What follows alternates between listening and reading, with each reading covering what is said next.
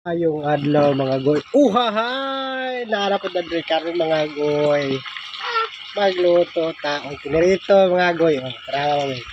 So dapat nakasip kita rin mga goy. Uhahay! Dapat nakasip kita kay iligpisik ana. Di na daot itong naong. Bisag bati tag naong. Pero di na to daot-daotan. Di na to piksa na tong naong. Di ba?